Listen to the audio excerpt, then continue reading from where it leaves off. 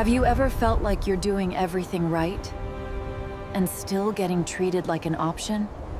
Like you reply fast, show up, listen, care, and somehow you end up ignored, led on, or chasing someone who keeps moving the finish line. If that sounds familiar, it's not because you're doomed. Not tricks, not lines. Just the social physics nobody explains until you get burned. Most men were raised on a comforting myth. Be sincere, be available, be patient, and the right person will recognize your value.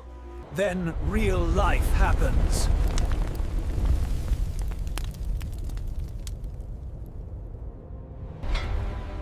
Attention becomes a negotiation. Respect becomes conditional. And the more you try to prove yourself, the less you're taken seriously. Machiavelli wasn't writing dating advice, but he understood something timeless about human nature. People respond to what they can feel, not what you intend. They follow signals, not speeches. This isn't about controlling anyone. It's about taking your power back through self-respect, boundaries, and strategy. To act like you need one specific person to be okay. The moment your mood starts, depending on her replies.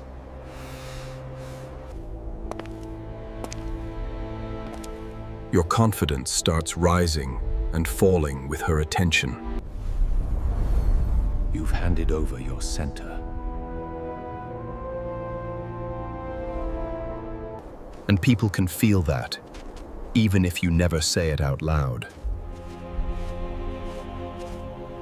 It's to act like you need one specific person to be okay.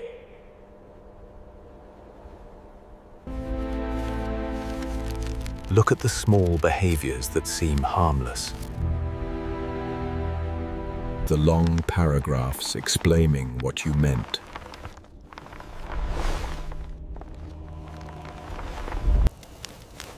Late-night check-ins that are really anxiety in disguise. It doesn't land as maturity. It lands as pressure. And your time is always available. That doesn't make you loyal. It makes you negotiable. The problem is hunger. Hunger makes you audition for a role you should be evaluating. Attention is your most valuable resource in dating, and most men spend it like it's worthless. They give it away in bulk, early and for free. Long conversations with no direction, constant compliments, instant replies, unlimited emotional availability. They think this proves sincerity. What it actually proves is that your time has no price. In every human exchange, value is communicated through what you protect. If you hand someone unlimited access to your focus, your energy, your validation, you are telling them, without words, that you don't have much else going on. And even if that isn't true, the signal still lands. The person who gives unlimited attention doesn't look generous. He looks easily satisfied and therefore easy to replace. The man with standards moves differently, not with games, not with cold silence, but with measured investment. He doesn't rush to fill every gap with words. He doesn't treat a new connection like a full-time job. He lets attraction breathe. He knows that attention is a currency, and currency only has power when it's spent with intention. Here's the part most people miss. Consistent validation without effort creates entitlement. If every time she pulls back, you rush forward, if every time she's uncertain you flood her with reassurance, you train a simple pattern. Distance earns her more of you.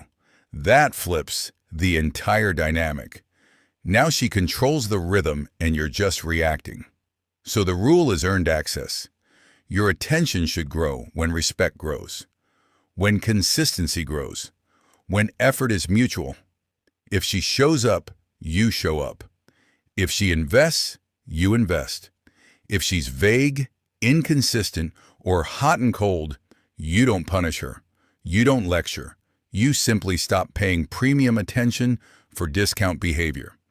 This is the difference between being a player and being a piece. A player chooses where his focus goes. A piece gets moved by whatever emotion shows up that day. When you treat your attention as valuable, your whole presence changes. You stop over-explaining. You stop chasing. You stop giving girlfriend-level access to someone who hasn't earned boyfriend-level commitment. And the calm boundary you set does something powerful. It forces the truth to surface. Because when your attention isn't unlimited, people reveal whether they actually want you or just the comfort of being wanted. If you came here looking for control, here's the truth that most people don't want to hear. The real control in relationships is self-control.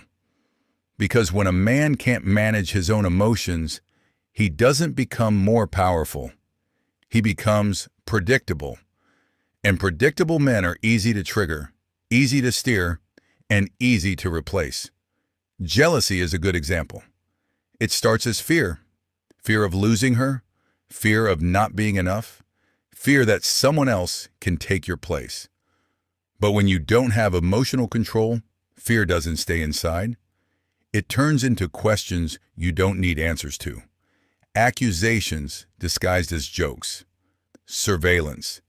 Checking her tone, her replies, her social media, her friendships. You call it caring. But what she feels is distrust. And distrust kills attraction faster than almost anything. Then there's anger. Not the obvious kind, but the kind that leaks out when you don't get what you want. That sharp tone, the passive aggression, the sudden coldness, the fine, do whatever you want. That is really punishment. Silent treatment isn't strength. It's a tantrum with better manners. It's a weak attempt to regain power when you feel powerless. Testing is another one. Creating drama to see if she chases. Pulling away to make her prove herself. Acting indifferent to punish her for not giving you certainty. These are not the moves of a confident man. They're the moves of a man trying to sedate his own insecurity.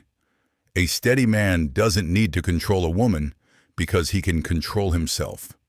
He can feel fear without obeying it.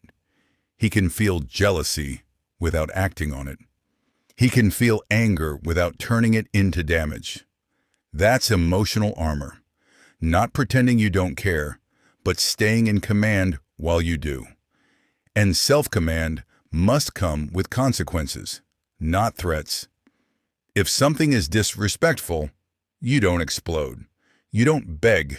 You don't interrogate. You state it once calmly, and you act accordingly. You remove access. You reduce investment. You step back. That's not manipulation. That's boundaries. This is the identity shift. A reactive boy tries to control outcomes. A grown man controls himself and lets outcomes reveal the truth. He doesn't cling to what's uncertain. He doesn't fight for crumbs.